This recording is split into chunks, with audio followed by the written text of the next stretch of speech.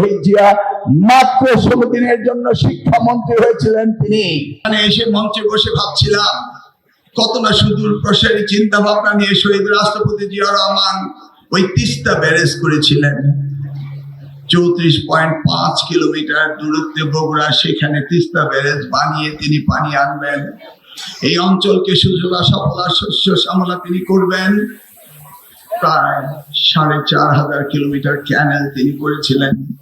ক্যানেল আবার কত সুন্দর, 180 ফিট প্রস্থ ক্যানেলের উপর দিয়েও পানি যায়, নিচে দিয়েও পানি যায়। এটি মনে হচ্ছিল যেন ওভারপাস, আন্ডারপাস। এই কনসেপ্ট দিয়েছিলেন শহীদ রাষ্ট্রপতি জিয়া রহমান 1980 সালে। তিনি করেছিলেন নিজে, সেখানে বসে বসে সেই তিস্তা ব্যারেজ বানিয়েছিলেন।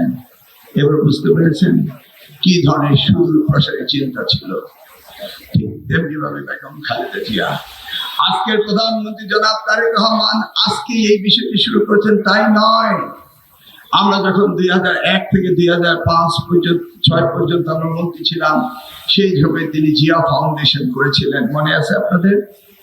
এই জিয়া ফাউন্ডেশনে 3টি বিষয়ের কাজ করতেন: শিক্ষা, স্বাস্থ্য, কৃষি। আমার সুস্পষ্ট মনে রয়েছে 2004 সালে তিনি একটি সেমিনার করেছিলেন ঢাকায় চীন মৈত্রী সম্মেলন কেন্দ্রে। সেই সম্মেলনটির টাইটেল ছিল লিভিং উইথ দ্য ফ্লাড। বন্যার সাথে বসবাস করতে হবে, কিভাবে ভেলার মধ্যে মাটি দিয়ে এবং কলা গাছের ভেলা বানিয়ে সেখানে আমরা শস্য করতে পারি, সবজি করতে পারি বর্ষার সময়ে। সেই দর্শন তিনি তখনই আমাদেরকে শিখিয়েছিলেন। আমাদের গ্রামান্তরে ভুট্টার চাষ হয়েছে, তখনই তিনি কৃষি বিপ্লব শুরু করেছিলেন। তিনি কিন্তু তখন প্রধানমন্ত্রী ছিলেন না।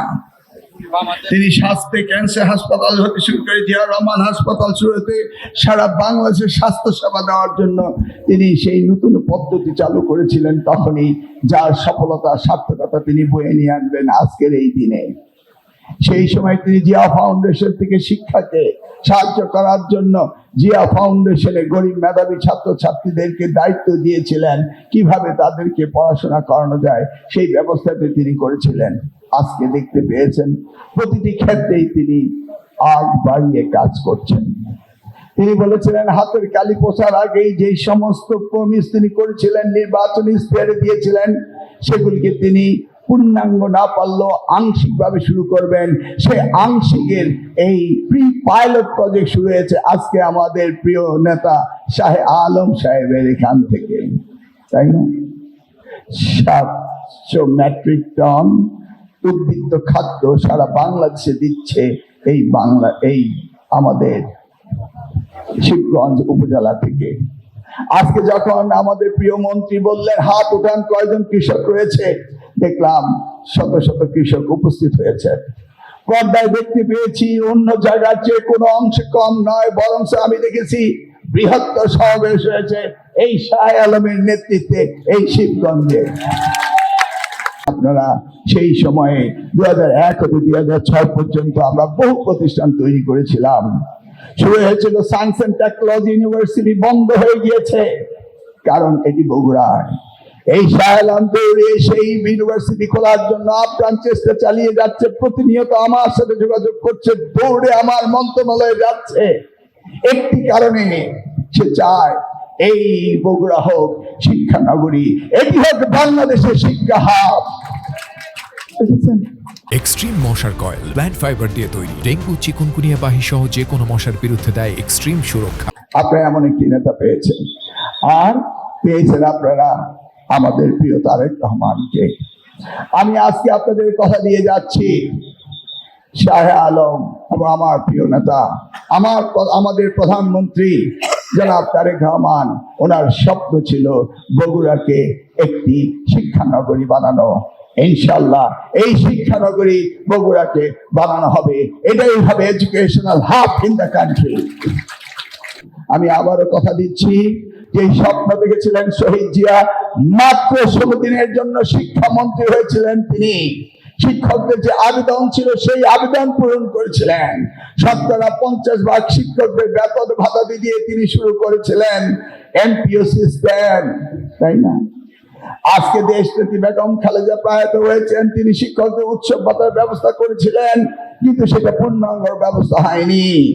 বিগত সরকার এসে 25কে 50 করেছে, আবারও এই 50কে 100-তে উন্নীত করার দায়িত্ব হলো আমাদের নেতা জনাব তারেক রহমানের।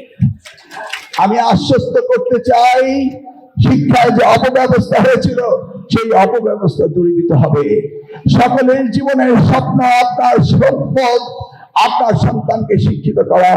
প্রিয় কৃষকগণ, হালের গরু বিক্রি করে আপনার ছেলেকে স্কুলে লেখাপড়া করতে পাঠান। আপনাদের দরিদ্রতার মধ্যে দিয়েও আপনাদের গ্রামে গঞ্জে স্কুল কলেজ প্রতিষ্ঠিত করেছেন, শিক্ষকদের সহযোগিতা করেছেন। আমরা অনুরোধ করব, প্রতিটি স্কুলে যেন পাঠদান ঠিক মতো হয়, সেটা দেখার দায়িত্ব আপনাদেরই রইল। আমি শাহ আলম সাহেবকে, মাননীয় সংসদ সদস্য, মাননীয় মন্ত্রীকে আমি অনুরোধ করব, আপনার এলাকা থেকে উজ্জ্বল দৃষ্টান্ত স্থাপন করুন। প্রয়োজনে আপনি আপনার এলাকায় যেই সমস্ত শিক্ষকরা অবসর গিয়েছে সেই সমস্ত শিক্ষকদের নিয়ে আপনি রিটায়ার্ড শিক্ষক পুল তৈরি করুন। সেই শিক্ষকদের আপনি কাজে লাগান। আপনি অত্যন্ত পরিকর্মা, আপনি অত্যন্ত উৎসাহী, আপনি অত্যন্ত ইনোভেটিভ ক্যারেক্টার আপনার রয়েছে। আমি চাই আপনি সেই জিনিসগুলো শিক্ষায় কাজে লাগান। আমরা একটি প্রজেক্ট করতে চেয়েছিলাম, সেই 2001 হতে 2006 অর্থ সংকুলনের জন্য হয় না। পরীক্ষার সময় দেখা যায় যে ক্লাসগুলো, কলেজ এবং স্কুলগুলো পরীক্ষা নেওয়ার জন্য বন্ধ থাকে। আমি আজকেই আমাদের ন্যাশনাল ইউনিভার্সিটি ভিসি এসছেন, ন্যাশনাল ইউনিভার্সিটির ক্যাম্পাস এখানে করার জন্য, সেই জন্য তিনি এসছেন এবং জায়গা সিলেকশন করবেন সেটা দেখার জন্য আসছেন। আমি বললাম, আমাদের মন্ত্রণালয় থেকে এটা করতে একটু ঝামেলা হচ্ছে, কি করা যায়? আমি চুপি সাহেব বললাম যে ভিসি সাহেব, আপনি 300 উপজেলায় 300টির ব্যবস্থা করেন, ফান্ড রেজ করেন। আর আমি দায়িত্ব দিলাম শাহ আলমকে 195টি অর্থাৎ 495টি উপজেলায়, প্রত্যেকটি উপজেলায় যেন একটি মাল্টিপারপাস পরীক্ষা কেন্দ্র হয়, যেটা ডিসি ইউনিয়নের অধীনে থাকবে। পরীক্ষার সময় ব্যবহার করে পরীক্ষার জন্য, অন্যান্য সময়ে তারা মাল্টিপারপাস অন্যান্য কাজে ব্যবহার করবে। শাহ আলম সাহেব আমাকে বললেন, ঠিক আছে, 195টি টাকা আমি ব্যবস্থা করছি।